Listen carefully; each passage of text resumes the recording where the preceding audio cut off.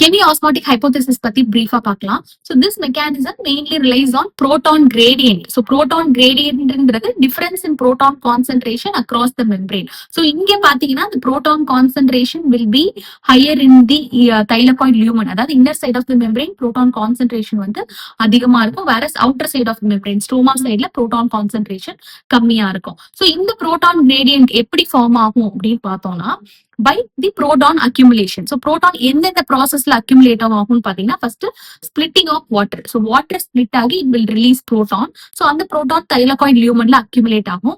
தென் electron transport செயின்ல electron move ஆகும்போது the cytochrome B6F complex it will pump the proton into the thylakoid lumen. So அது மூலியமாவும் the proton will get accumulated in the thylakoid lumen.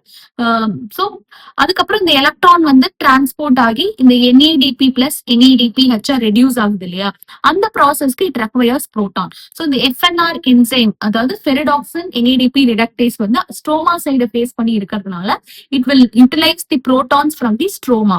So ஸ்ட்ரோமால இருக்கிற புரோட்டான்ஸை utilize பண்ணி தான் இந்த NADP plus வந்து NADPH ரெடியூஸ் ஆகும். In addition to electron utilization. So எலக்ட்ரானை யூட்டிலைஸ் பண்ணும், புரோட்டானை வந்து it will utilize from stroma side. So stroma சைட்ல புரோட்டான் கான்சென்ட்ரேஷன் கம்மி ஆயிடும். வேற தைலகாய்டு லியூமன்ல புரோட்டான் கான்சென்ட்ரேஷன் அதிகமா இருக்கும் due to the accumulation of the protons. Okay, so proton gradient வந்து ஃபார்ம் ஆயிடுச்சு. ஸோ இந்த புரோட்டான் கிரேடியன்ட் பிரேக் டவுன் ஆகும்போது தான் வந்து ATP சிந்தசைஸ் ஆகும்.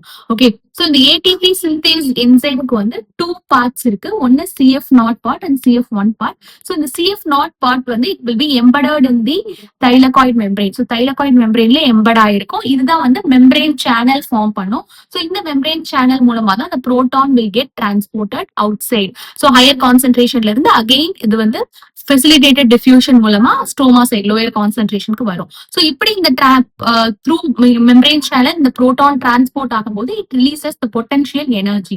ஸோ இந்த எனர்ஜி வந்து it will causes the conformational change in CF1 portion. அதாவது இந்த CF1 part of the ATP synthase enzyme வந்து it will undergo conformational change. Conformational சேஞ்ச்னா சேஞ்ச் இன் ஷேப்.